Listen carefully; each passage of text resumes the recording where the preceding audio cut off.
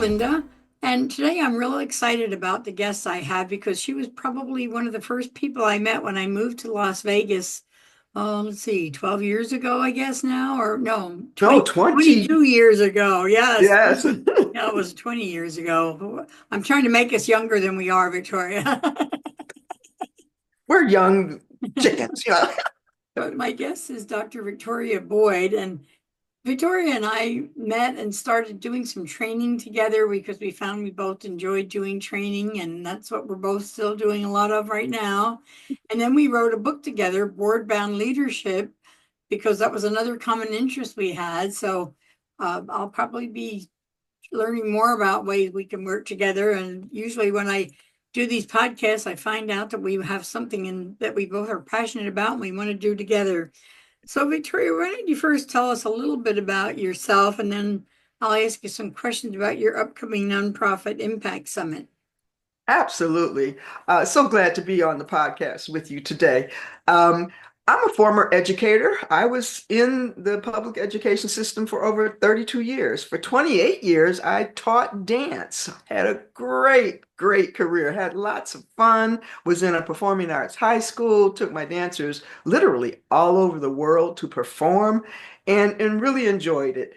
And then evolved from that and became the state arts consultant through the Wayne County Regional Education System and was the liaison between the Michigan Department of Education for arts education. And I was what it was called an achievement coach. And so I helped put together training and support for schools, worked with schools, districts all over Michigan, and again, had a great time. And then in that era, when they do cuts in funding, the arts are always the first to go. And so they did in 2002, 2003 have a budget cut.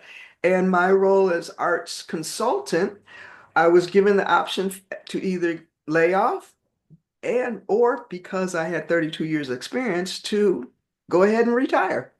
So at a ripe or early young age, I said, you know what? Retire. And that retirement, my brother was already in Las Vegas. I had sort of mapped it out to be a 5-year plan. It ended up being a 7-month plan where I came out and looked at houses and thinking retirement, take time, build a house, furnish it. But when I got back from Las Vegas looking around, literally I got that layoff notice or termination. I shouldn't call it termination. I retired on March 30th, and by July, I was living in Las Vegas. And so it was a very quick turnaround. Initially, yes, just to get settled in, I taught for Clark County School District, but I really felt that I wanted to do something different. I was in my whole mindset. So then I um, use some of the skills that I concurrently did. I was president, executive director on boards,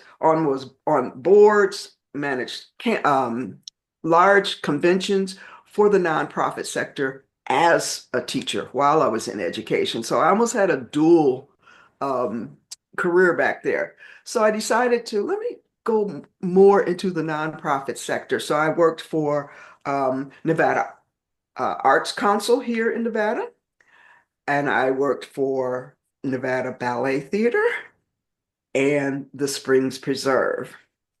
I also taught nonprofit management at UNLV. And then I decided, you know what? I don't want to work for anybody.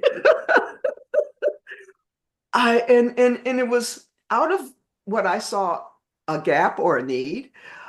While teaching at UNLV, I saw so many other topics that I felt needed to be explored and taught.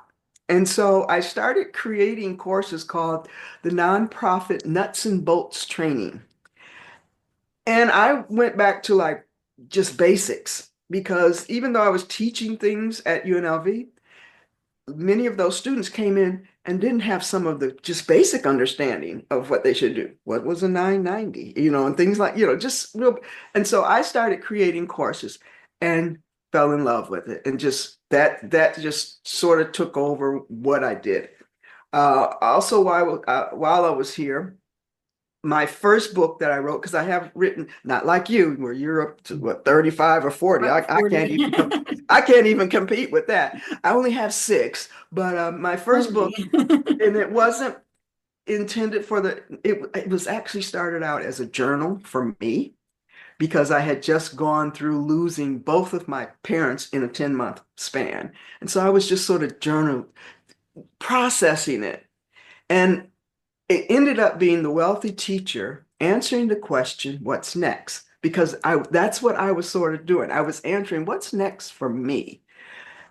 But a publisher read it and they said, this is a business book. I was like, a business book? And they said, yeah, because you're giving people who are transitioning out of one career a formula of how to take their assets, what they're passionate about, and transform it into a new career. I was like, oh, okay. So that was my first book. But still, I was heavy into creating courses and just supporting the nonprofit sector. I did live training through several chambers and the Urban League. I would do anywhere they would give me space, I would do training. So that evolved, and in 2011, I launched what now I call my philosophy. It was called the Philanthropreneur. It was on Blog Talk Radio show. It was the Philanthropreneur Show where I interviewed business people about how they gave back to the community. And the whole premise was philanthropy and entrepreneurship, how it merges together. Because even in my training, I would tell the nonprofit leaders, even though you're in philanthropy, you have to think like an entrepreneur. You have to think about revenue streams and all the systems and operations and management. Sorry, yes, that passion and mission is there, but all this other stuff comes with it too. So the Philanthropreneur Show launched. We were doing great. A few months after that, I launched the Journal. It was a digital online magazine with tips and strategies and guest writers, having a great time. And then out of the blue came this wonderful marketing person that just saw the name and just called me out of the blue. And he said, did you know there was a German company tried to trademark your philanthropreneur name? I was like, uh-oh, what? Wait, whoa, whoa, whoa. Because I had the website, I was having fun, but it was under the umbrella of my other company called Galaxy Group. And so I mean, within an hour after I hung up from him, I had contacted a lawyer asking, what can I do? Or what, trademark lawyer. And he said, oh, let me look it up. Because obviously they have the ability to look all that stuff up. He said, I got good news and I got bad news for you. He said, yes, there is a company, and I'm pretty sure they're looking at you because they did file their resident agent. And if you know filing and stuff, resident agent means the person that has to manage in that state in Nevada. Their resident agent was in Nevada, so they were looking at what I was doing. He said, the good news is they filed the paperwork wrong. He said, I think we have a window to get you in here under. He said, but I want you to form a formal corporation with the Philanthropreneur name.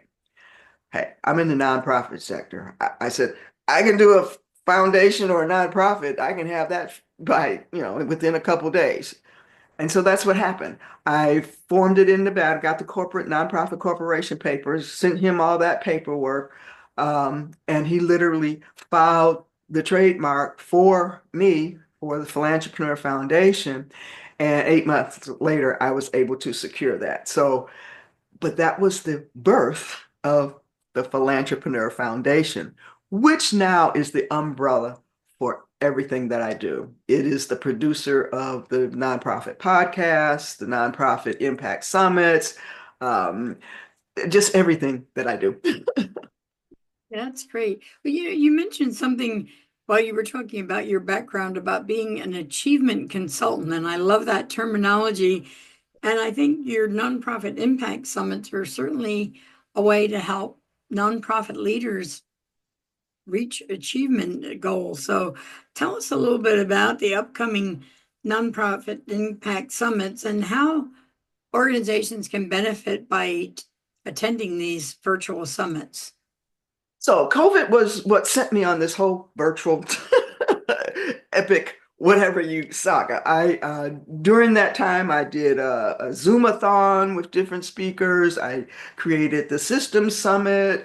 Um, but recently I was like, I need to stay in my lane of really helping nonprofits. And so I restructured the whole summit concept, came up with the nonprofit impact summits produced by Philanthropreneur Foundation. And it's exactly what it is. It's an impact summit. And so all of the content that is curated, because I review all of the intake and make sure that it's serving the nonprofit sector. It ranges, okay, April, we do 3 year. April is AI and technology. Currently, nonprofits are lagging behind the business sector in implementing and really embracing AI. They're falling behind because they're not embracing it. But one factor that I found was because much of the AI introduction terminology is in business terminology. And so I went and really transcribed or converted, transitioned a lot of that terminology into nonprofit terminology so they could understand it. Concurrent to the summit coming out in April, I wrote the book, The AI Nonprofit Playbook. And so it was like the launch of that playbook, but the summits are going to be ongoing. The entire purpose is to help serve nonprofit leaders, staff, people who are interested in getting into it, letting the business community, because I know you're heavily into the business community, understanding what nonprofits and how they can help it. So it's a wide range of topics, and I'll say there's like threads or tracks that you can follow, whether it's fundraising, marketing, technology, AI. And the August Summit, which coincides with Nonprofit Awareness Day, its theme is Elevate Strategies, Systems, and Self. And so, as you can see, that covers just about everything. The August event is we consider our main event. It's a 2 day event. We're doing our call for speakers right as we speak. We usually have between 15 and 20 speakers over a 2 day period. And once again, everything is virtual because this whole concept was birthed out of the pandemic where we had to go virtual. But that format now has become acceptable. People understand that yes, we can learn. Plus, I have a session on how to be a good virtual learning. What are some of the tips you need to know? How do you go about watching these videos? All of our videos are less than 30 minutes long because I know adult learners have that attention span that we need to address. But that is why they're so valuable because anybody, you can watch them whenever you're available because they're available, all the replays for at least 48 hours with a free ticket. And through that time, you could watch them in the middle of the night, whenever you can watch the presentations that to me are just jam-packed with strategies, tips, insight from so many industry leaders, service providers, and just introduction of new tools and resources. So that's why I think it's so important that nonprofits start utilizing this resource that's going to be coming their way in April, August, and October. And tell us about the themes of each of those three summits. I know you have specific themes, and I'm sure there's a Right. reason for Yeah, that. April will always be AI and technology. I believe AI is here. Technology is the resource that will really make all of your systems operations so effective. And the way technology is just exponentially expanding every year, every month, you really need to keep up with the trends. And so that summit is about the trends, new resources, how to use them. Um, like in the past, this April summit, we had cybersecurity experts, ethics in AI, how to build a web page. So that's just basic technology. And that web page was designed for Google ad grants. which is another form of technology that is for nonprofits where they get $10,000 a month to run campaigns, which is a technical system. Um, I did just the fundamentals of AI terminology. Then this August, like I said, the theme is Elevate Strategies, Systems, and Self. So it's tools, resources, information on first strategies. What are some of the key strategy, fundamental strategies, but what might be some new strategies? Systems. What are systems should you definitely have in place, and how can, maybe what are some of the tools that you can use to implement them? And then finally, self. As a leader, are you going through professional development? Do you need to really think about self and self-care and how not to get stressed and all of those things? So once again, it's covering the organization and the people that are involved in it. And then October will always be da-da-da-da, fundraising and marketing. Those are like the keywords and buzzwords whenever I get a question from a nonprofit. Can you help us with fundraising? Yes, but initially, most of the time, their fundraising plan or doesn't include marketing. And you can't do fundraising very well without a marketing strategy that supports it. And marketing includes communication, how you're building relationships. All of those are under the umbrella of marketing. So I think between those three topics or themes, we're just about covering everything. If you hear or think of a topic that we're not covering, send it my way and I will figure out how to have it included because we want to be and serve as many people as possible and let them find what they need. Great. And I think what you said about online learning is so valid. I mean, I started doing online learning even before COVID hit because I was a caregiver for my husband and I couldn't travel as much as I used to.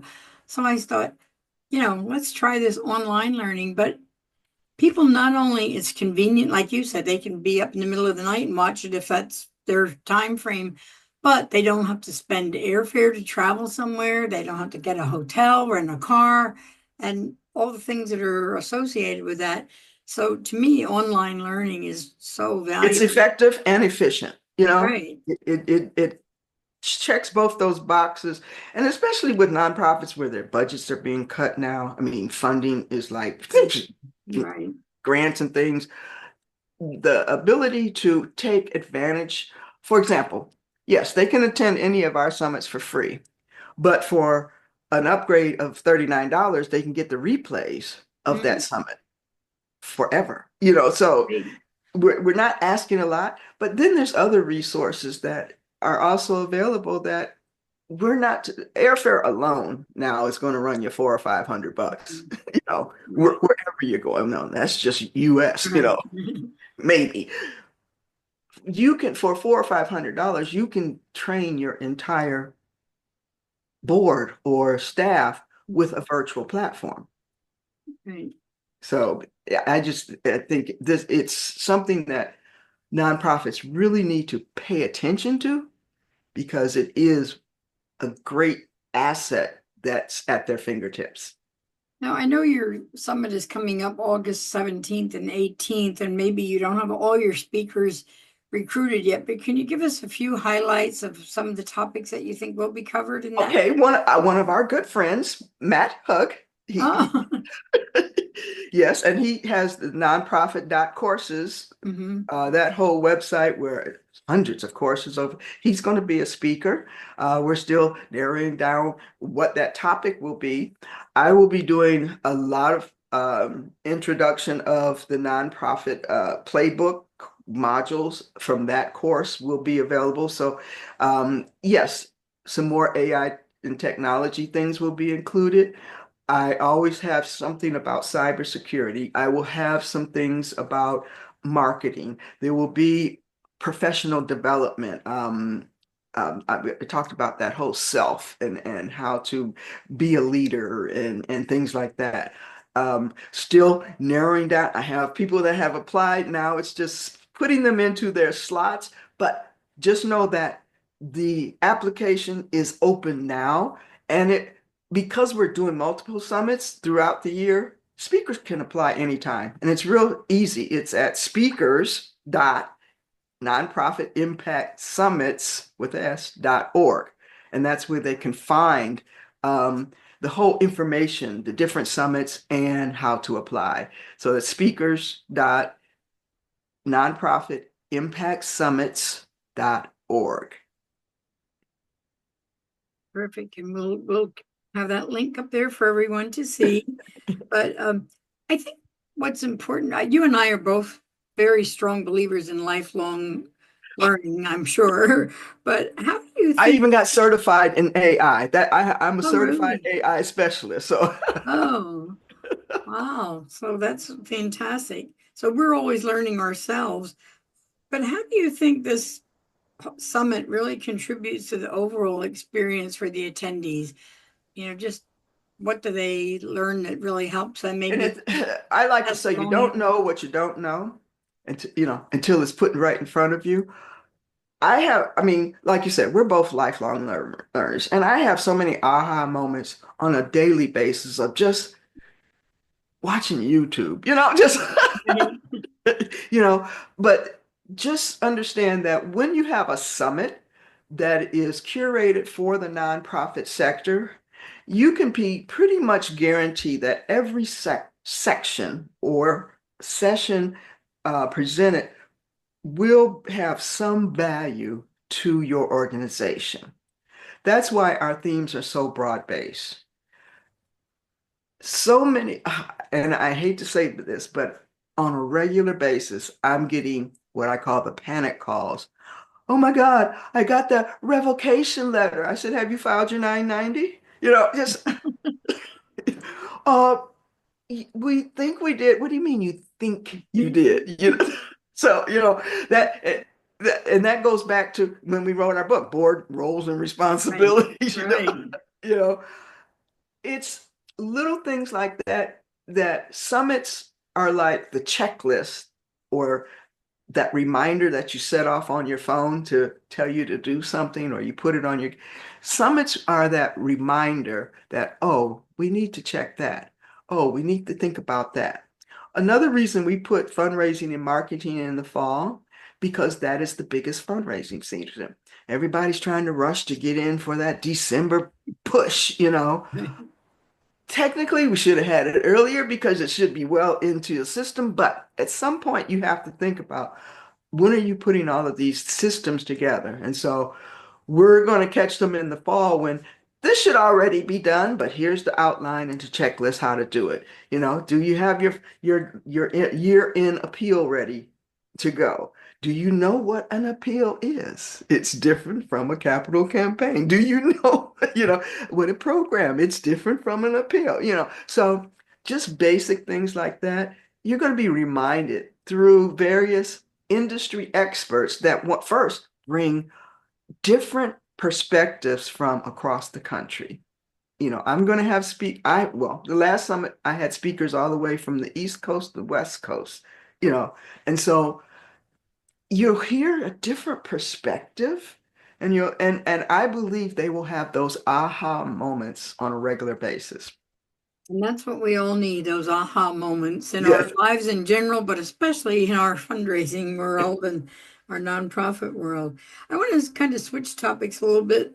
I'm intrigued by your AI nonprofit playbook because I have to admit I'm one of the people who is kind of resistant to AI. I keep thinking we're worrying about artificial intelligence. Maybe we ought to be worrying more about the intelligence of normal people. But I Well, that's true know it's though, here to but stay. AI and I was like you. I was so I didn't jump on the bandwagon immediately. I was like, what is this? I called it a toy.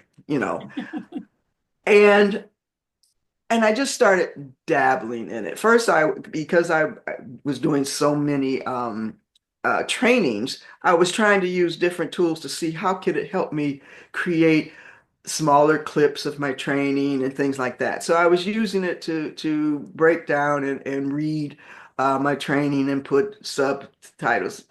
But then once I learned the capacity and the depth of what and how you could use it. I hate to say it, but most people are only using it for creating social media posts and asking it simple questions like they used to do on Google. All of the wide range of tools that are available that come with this artificial intelligence, and they all have different titles and names. There's Chat GPT with OpenAI, and then there's Gemini and Claude, DeepSeek, and all of these different names, and all of them do different things. They can create images. Uh, they now can create my entire PowerPoint deck for my presentations. Yes, you have to tweak it. Yes, you have to oversee it and manage it. But it takes what I call the heavy lifting, all of that consumable brain power, where it's just, oh, how do I do that? It can help assist and enhance what you're doing, especially in the nonprofit sector. The biggest complaint, or I'll call it a fear, that most uh, feedback I got from the sector was, well, it's about the transparency. Our donors won't like that. Then you learn how to manage that. You create AI policies.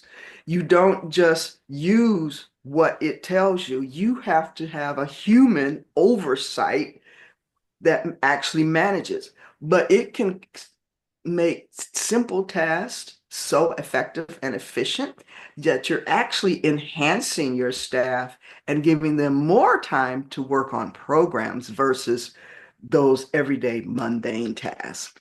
And so the AI playbook, once again, all of the terms I came across, I took months of training. I took the certification course. All of it was positioned in business lingo and language, talking about profits and loss and clients and sales. We've always, you and I, we talked about this before, how you have to speak to your audience. Like when we were talking to those business people with that chamber event, it was about, do you know how to speak to the business world, and do you know how to speak to the nonprofit world? There's different language. And so what I did, I took the learning that I got and the training that I got, and I transitioned it for this book, and I'm using nonprofit terminology so that they can understand how to not only understand what they're talking about, how to implement it, and then how to create strategies so they can effectively use it in their day-to-day operations. And so still stayed within my umbrella of nonprofit sector, but taking them into a realm that it's like introducing them to their fear. Take this first dip into the pool. But my goal is to consistently come out with new tips and strategies. That's why I created the Best AI Nonprofit YouTube channel, where I'll be dropping I call them bites, best bites, and that's BYTE, this bits of, of information. Um, in short video, 7, 8 minutes, we'll be going up there, just taking one little tidbit out of the AI playbook or the AI world and sharing it with the nonprofit sector. So I'm really excited. I once I understood it, and then I still use it extensively. I got so excited about writing this transitional language book, that it came together really fast. In fact, my colleagues were like, "You're finished with that book already?" I said, once you get on a roll and you know what you're trying to get to, yeah, I keep adding chapters. I have to say this is it at this point. But that's where the platform that I'm setting up for it, because everything is evolving. That's why this will have a membership platform that, as new things and the AI world evolves, you will get that information and evolve with it. And so that book gives the foundational pieces, and then the membership will keep you up to date and evolving with new training, new updates, and even where you can ask experts about different things that you're trying to accomplish. So that's really excited about what's going to happen with this AI playbook. That's great. I think what you've done is fantastic, taking AI, which, as you said, was primarily developed for businesses, and putting it into nonprofit language, because I think that's so important. Nonprofits don't understand sales and sometimes not even marketing, but you've given them a really concrete tool. And I think, are there some practical insights that you think, other than the fact that it is designed for nonprofits, that maybe would help people think about? You could just give us maybe one example of how nonprofits can use AI? Yes, writing their appeal letter. Mhm. Okay. Generally, a nonprofit, they know their mission statement, hopefully. I've seen some crazy mission statements, but Right. basically, you can input. There's also what is called a brand profile, where you input all of the different details about who your mission is, who your clients are, what your goals are. It really comes from, hopefully you've done a logic model and you have those outcomes and all of the programs that you back into to develop that logic model, program framework. You can input that in there and ask it and you can even have it research what would be the best type of donor to ask. And then you could ask them to write different appeal letters for different types of donors. Then you go in and tweak it. Then there's certain tips, because when I see written content now, I know immediately if it's AI created because I know how it writes now. So I'm going to be teaching you how to humanize the content that it gives you so it truly becomes your voice. But basically, what you become is an editor of the content. So, and that's where the ethical part comes in, because now you have reviewed it, you curated it, and you've ensured that it represents you as an organization. And that's part of the big fear. So that's one writing that appeal letter. How great could that be? Let's say you're having an event coming up. You're thinking about events, although I hate promoting events, but Well, another thing we have in common. yes, don't let's not focus on events too much, but nonprofits still want to do events. It could basically write out the entire checklist of what you need for that event. Okay, good. Then you want to promote that event. It could write out the promotional emails and social media posts. Like I said, most people are only using it for social media. This whole AI world, it can do deep research. I mean, research that will give you 26, 30 pages of data back. It can create images for you so that you don't even have to worry about if they're copyright, because there's so many licensings about images, because you are inputting what you want the image to look like. And so it becomes an original piece just for you. And so that's another advantage to it. So it's I don't know. There's so many different ways in every area of what the nonprofit systems, operations, and management need, those tasks and things. You can find a way to use AI and the different set of tools, because there's literally the tool I use has like 25 different sub-tools included in it. So all of those are at your fingertips, and it's first learning how to use them correctly. And that's the big thing. So hopefully that's what I can help you do, teach you how to first create prompts, the right type of prompt, what you need to say and ask it in order to get what you need back. That's great. Well, if nothing else, you have convinced me, because several of the people who I regularly do teaching through have recently contacted me and said, "Oh, we have this new tool to help you create your content, and it's all AI driven." And I'm thinking, I don't need that. I've been creating content for a long time, but now I'm starting to see, hey, maybe I can save myself some time once I get But used to it. So I hope our listeners we're are. both writers, and so we come up with the concept. We say, "Oh, I want to do that." So I came up with the concept of the AI playbook, and I wrote down all of the things I wanted. And then I asked AI, what other areas do you think need to be touched on? Oh my God, it gave me a whole list. Now, I didn't write them. It gave me an outline of Right. these would be interesting for nonprofits or be useful for nonprofits. And Okay. from that list, helped me create the whole outline for the book. Wow. Then you have to write the book. But Right. now you don't have to sit there. Am I covering everything? Have I even asked it, what would be some of the top questions a nonprofit would ask about AI? Wow. And that's where they brought back the whole fear factor and misconceptions and Right. myths Right. about what AI is. I'm like, oh, yes, perfect. Right. Wow.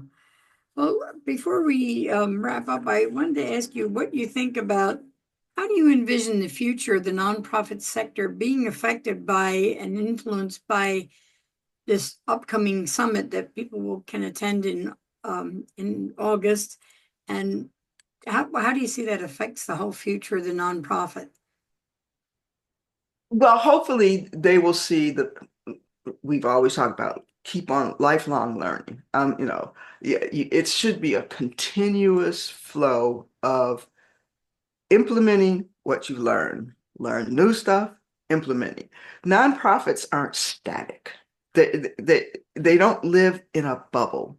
And the way the world is changing now, the whole thought process and mindset of how you're going to survive needs to be examined. Hopefully, the presentations, the experts that I bring in are bringing fresh, new perspectives, ways of thinking about how your nonprofit will exist in the future. So I'm standing on my soapbox and saying that we are helping you go from surviving to thriving with a series of summits that will always be the cutting edge of what's new in the sector to help you stay relevant with not only who you're serving, but the donors that look to you to serve the community. Great. Well, if you haven't already written down those dates, again, it was August 17th and 18th, and Yep. I hope to see all of you at this summit. Before we wrap up, is there any final thoughts that you would have for people who are considering attending the summit or buying your book? Well, erase all the fear. That's all, the best thing to do is explore it. I even have where you can get a digital download of the book. You have those links that hopefully you'll add that, and that's the AI nonprofit playbook.com. They can download the digital version where it's just the PDF, but it comes with the starter kit. Um, and it's like the intros. Look at it. And then hopefully you'll think about joining the community as I continually share more updates, information, and training on a regular basis every month, have open sessions, live sessions, and talks, ask the experts, and things like that. That is all evolving right now, but we do have what is called the wait list where they can get on the wait list. So when it is launched, they're the first to be in the door and the first to receive all of that information and training. It's fantastic. Well, I certainly want to thank you, Victoria. I knew this was going to be an exciting show, but you, like I said, you've changed my mind on some things, and I'm sure some people who are listening, maybe you got rid of some of your fear of AI and other changes in the nonprofit sector. So I'll look forward to seeing you on the summit, and I want to again thank Victoria for taking her time, and we'll see you in our next podcast, and I advise you to listen to Victoria's podcast as well. And we'll give the link to that in this presentation too, so you can check out her podcast, her book, her summit, everything about the Philanthropreneur.